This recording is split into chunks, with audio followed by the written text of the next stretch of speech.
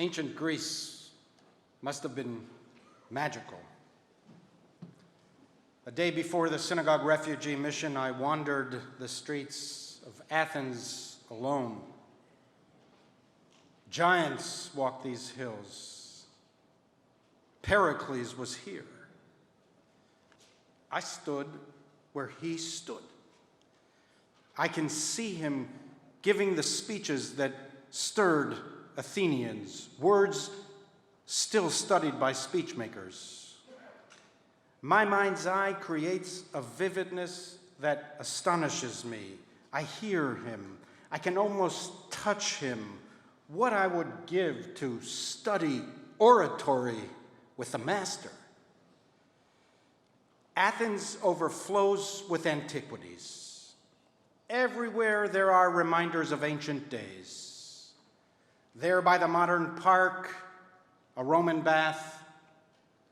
By the shop on the side street, first-century mosaics. By the museum, an ancient neighborhood. By the Acropolis, an ancient village. These are antiquities for us. But 2,500 years ago, the Acropolis was not ancient. It was new. The Athenians did not consider themselves the ancient Greeks. They were Greeks. They lived for the day. We know them, but they did not know us. They did not envision us. They did not give a passing thought that one day, far in the distant future, a tourist from a place they could never imagine would climb up the mountain to see the Parthenon. They built the mountain for themselves, to honor the goddess Athena. Ruins move me. A few rocks, a pillar, a wall from antiquity are enough to seize my imagination. I felt so alive walking the streets of the dead. I created an entire world in my mind. How they looked, how they worked, how they dressed, how they dined, how they talked. It's a bit voyeuristic. We peek into the lives of those who lived thousands of years before without them knowing that we're looking in. It's like Big Brother, except our imagination replaces the hidden cameras. That is the fascination of ruins. Ruins renew. Ruins restore. Ruins remind that we are not alone. We are part of a continuum. There was life before us. There will be life after us. The past shapes us. We are who we are because they were who they were. In this way, ruins recompense, reimbursement for the shortness of life and reparation for its finality. Ruins respond to our unrequited hunger for meaning and immortality, redeeming the dead, easing our feelings of fleetingness. People die. It is the law. Pericles died. Socrates died. Hippocrates died. Thucydides died. The strong and the weak, the mighty and the meek, all that lives must die, passing through nature to eternity. Buildings crumble, pillars fall, temples collapse, the mightiest civilizations gone with the wind. It is all so humbling, gazing at the dust of ancient Greece, one of our species' most remarkable achievements. I was moved by how moved I was. Here at my feet lay the spokes of the great wheel of life. What an awesome thought. We are not alone. We are in the bloodstream of human existence. At the Acropolis, I saw a Japanese family that had carried an elder up the hill in a wheelchair. They struggled to push the chair over the rocky terrain. It was hot. Thousands of people were on the mountain. Unperturbed, they clanked laboriously from temple to temple. Why the effort? I asked myself. Why not just see the movie? But seeing the movie won't cut it.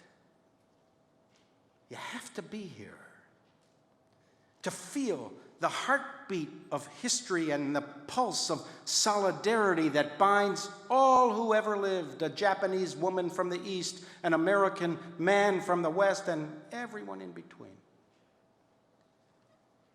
Tourists at the Acropolis behave as tourists do. They were noisy. They trampled on ancient artifacts. They thought mostly of themselves, snapping selfies in the sanctuaries of the gods. Still, I would like to believe that they paid all that money and invested all that effort to lug themselves up the mountain for one faint feeling of liberation. Life is bigger than myself and my selfie. Democracy, philosophy, medicine, theater. So much of Western civilization was born here. I am part of all that I have met. I am inside the flow of time, a participant, a player, not a passerby. We live between two worlds, the world of the past and the world of the future. The past is infinite. The future is infinite. We live between two infinities. Ancient ruins take us as far back as we can see, but the past is billions of years older. History is only the last part, the human part, the seam of recognizable time we hold onto desperately like a fragile thread. We view the Acropolis as ancient, but it is less than 3,000 years old. The ancient Greeks couldn't even see that far back. One day, we will be the ancient Americans.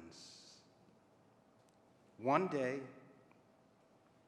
if there is anything left, tourists will visit where we live now.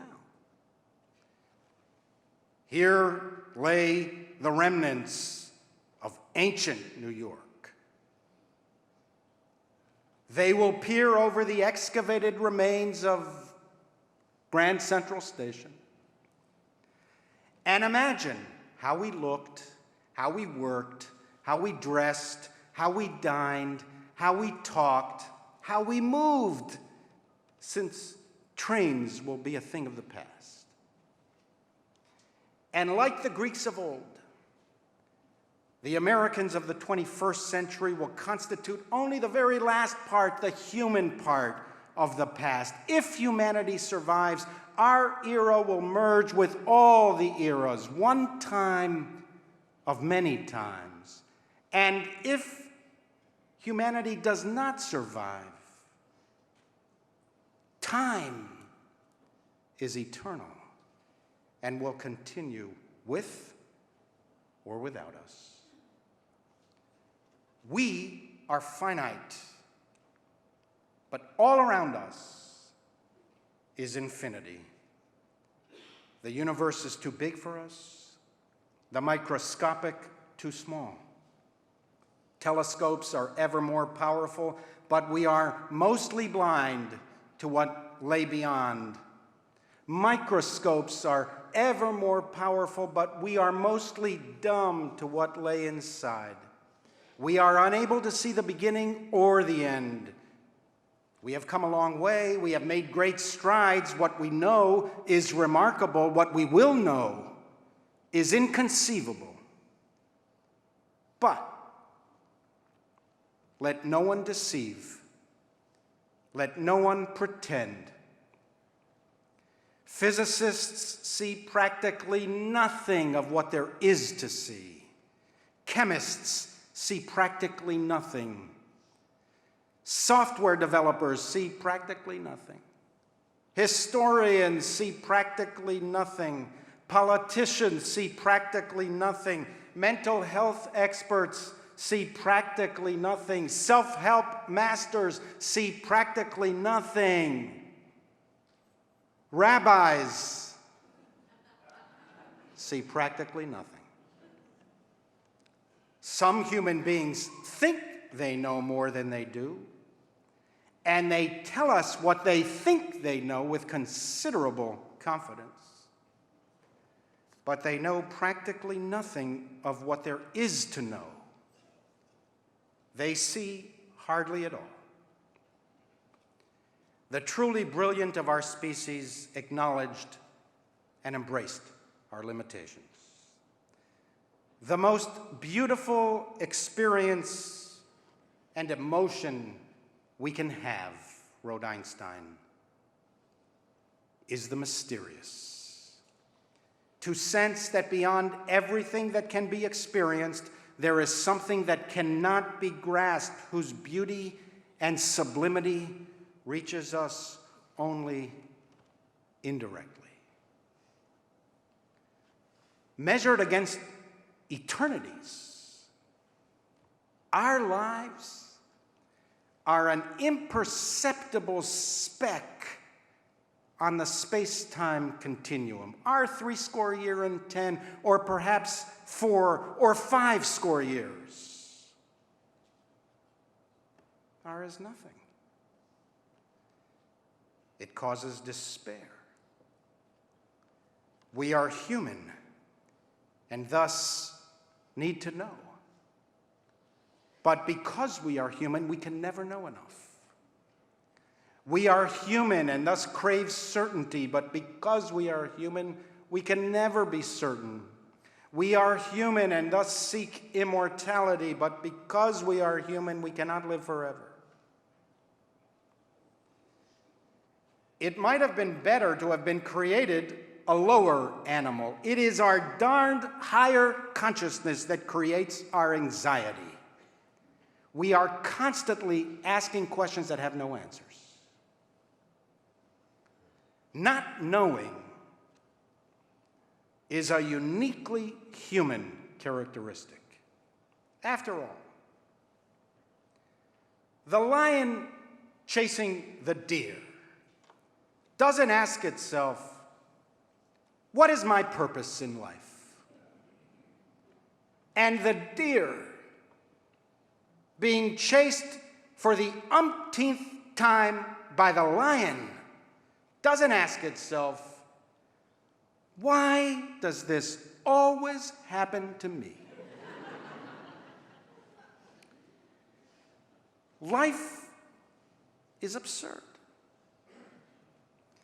There is but one truly serious philosophical problem, wrote French thinker Albert Camus, and that is suicide. It's so French. Since, in comparison to infinity, the present is infinitesimal, what's the point? Why not just end it all now? Shakespeare put it this way: tomorrow and tomorrow and tomorrow creeps in this petty pace from day to the last syllable of recorded time. And all our yesterdays have lighted fools the way to dusty death. Out, out, brief candle. Life's but a walking shadow, a poor player that struts and frets his hour upon the stage and then is heard no more. It is a tale told by an idiot, full of sound and fury, signifying nothing. Religion seeks to address this despair. Theologians and mystics intuit the infinite, the world to come, messianic times, heaven, paradise. These were concepts that sought to place the present in perspective of eternity and to give the human species hope. Jewish thinkers, of course, did this too. However, the mainstream of Jewish thought did not speculate too much about eternity. Mindful that our time on earth is limited, we tended not to ask questions that had no answers. Since we have but a few years, better to focus on what could be answered. And even when the rabbis engaged in speculation, its purpose or consequence was to affirm the present, the here and now, the narrow world between two worlds. The Talmud records that for 2.5 years, the schools of Hillel and Shammai debated whether it would have been better not to have been created. They finally voted and concluded that it would have been better had human beings not been created. But since we were created, let us examine our deeds. It is such a classically Jewish approach, so down to earth, so basic, so wise. Even if we conclude that life is absurd, it would have been better never to have been born. Since we were born, make the most of it. How so? By emphasizing deeds. What have you done? What have you achieved? What will you do? How shall you live? How will you repent for mistakes, transgressions, and willful misdeeds? In essence, Judaism is concerned with behavior. The sages sought to dignify these few years of our lives, to vest our lives with meaning and purpose, this world between two worlds, this tiny space between infinities. The great rabbinic tradition focuses on the individual who, as the rabbis say, is here today and in the grave tomorrow. Its purpose is to create a moral system of behavior that will allow us to derive as much meaning, enjoyment, empowerment, and accomplishment as possible. For the rabbis, life is a great good gift. Of course, they knew about suffering. Of course, they knew about illness, cruelty, oppression, brutality, tragedy, and death. In the face of this, they wanted human beings to create, to produce, to enjoy, to live. I call heaven and earth to witness against you this day. I have put before you life and death, blessing and curse. Choose life so that you and your offspring may live. It is the opposite of despair, no matter what. Choose life. This world between two worlds has meaning. We inherit the past and seed the future. We are indispensable. Without us, there is no human future. The rabbis demanded persistence. Keep trying. Keep fighting against medical illnesses and social ills. Keep discovering new treatments.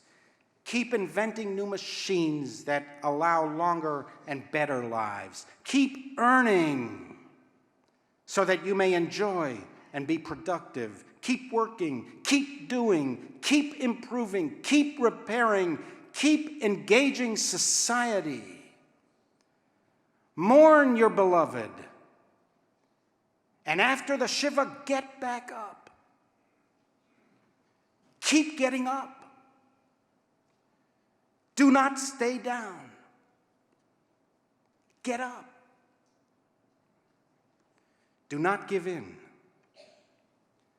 Do not make peace with or consent to evil, whether natural or nurtural. Do not acquiesce to droughts, tornadoes, hurricanes, global warming. Discover how to protect yourself. Do not comply with immorality and inhumanity. Fight back. Defiance characterizes the heroic heart. Use every means available, all your capacities, to confront what is wrong and to make it right. Keep your head high. The struggle against evil, injustice, disease, and chaos. The struggle is what defines human life and determines human meaning. Struggle with dignity, even when you win, let alone when you lose. And when your energy is spent and your time is done, hand the fight over to the next generation as we receive the torch from those who now sleep in the dust. Stay humble. That is the key lesson of our times. We live in an arrogant age. We venerate arrogant people. We emulate boastfulness. We reward conceit. Stay humble. Do not bestride the narrow straits like some colossus. You will lose many of life's battles. You will lose the ultimate battle of mortality. Remember who you are and from whence you came. From dust you emerged, and to dust will return. We are a speck between two eternities. 1 millisecond, 1 breath in the heaving universe. The psalmist wrote, Adam lahevel dama. We are like a breath. Our days are like a passing shadow. We come and go like grass, which in the morning shoots up renewed, and in the evening fades and withers. We turn to dust. Would that we were wise, that we understood whither we are going. For when we die, we carry nothing with us. Our wealth does not accompany us. Mark the wholehearted and behold the upright. They shall have peace. Stay humble, and you will find peace. You are not the beginning or the end, and those under your feet are as worthy as you. They have equal standing in the sight of God, irrespective of what they earn, what they achieve, or what they know. Whatever your accomplishments, you are not superior to others. We are all frail. We are all limited. We are all vulnerable. We are all lost. We are all mortals of flesh and blood. There is no reason to raise yourself above another. The Bible cautions, do not say to yourself, my own power and the might of my own hand have won this wealth for me.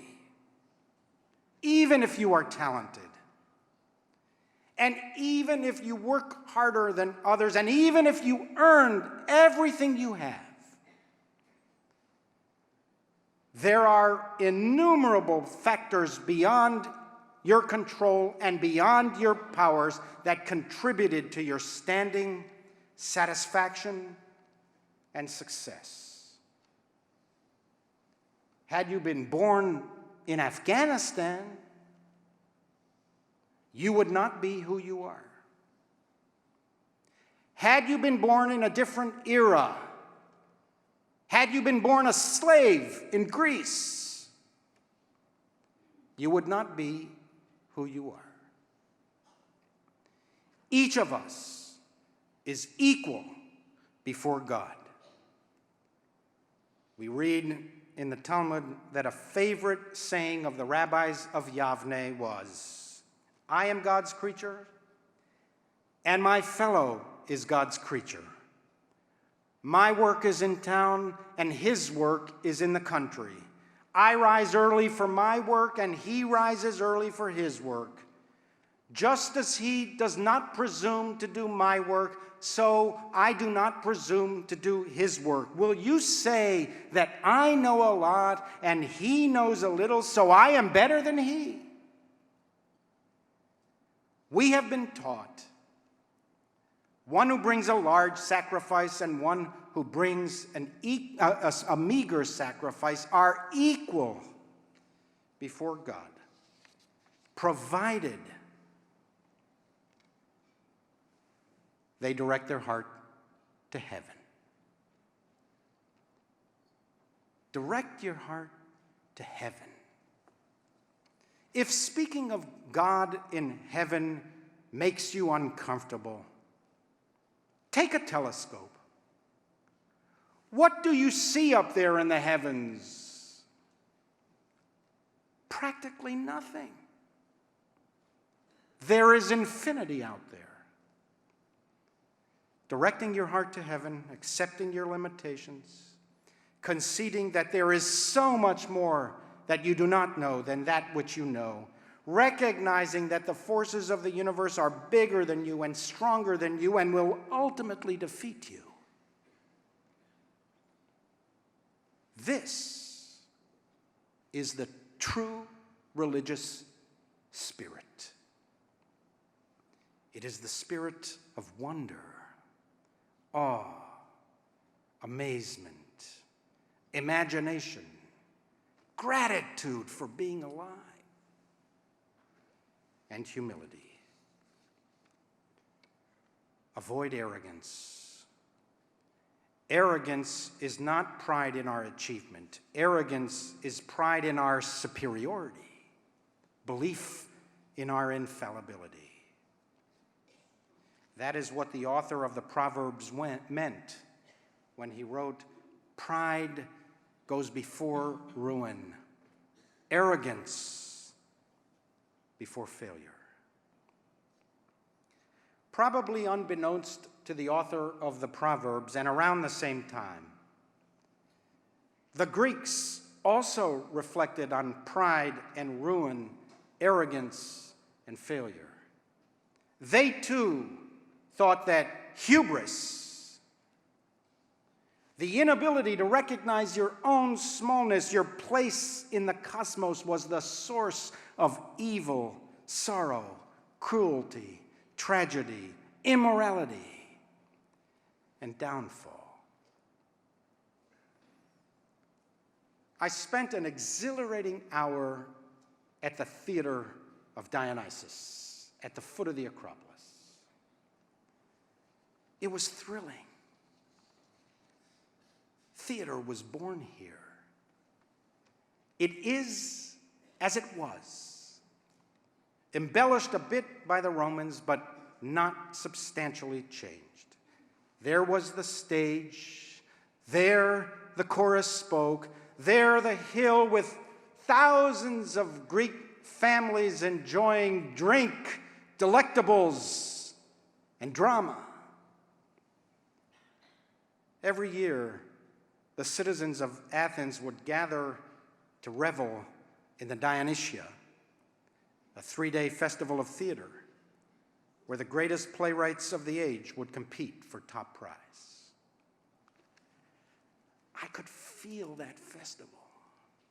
I was breathing the same air as Aeschylus, Sophocles, and Euripides. They were here. Their plays staged where I was sitting. Every work of theater since is, in one way or another, connected to this Athenian hill at the foot of the mountain. In 442 BCE, Sophocles won first prize of the Dionysia for his play Antigone.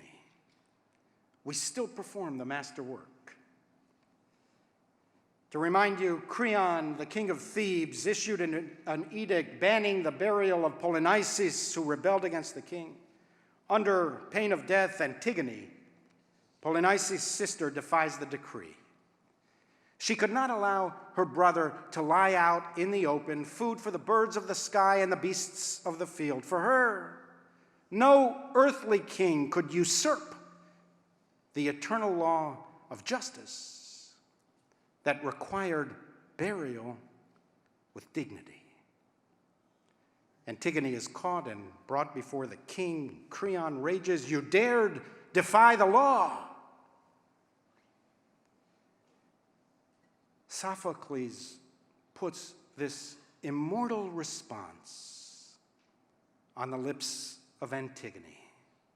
Everlasting words of truth, justice, righteousness, dignity, and humility. Words of life itself coming to us from the ancient ruins of the past, breaking the barrier between two worlds and flowing through us to all human time. Your law, King, was not God's proclamation. That final justice that rules the world below makes no such laws. Your edict, King, was strong, but all your strength is weakness itself against the immortal, unrecorded laws of God. They are not merely now, they were and shall be operative forever, beyond man, utterly.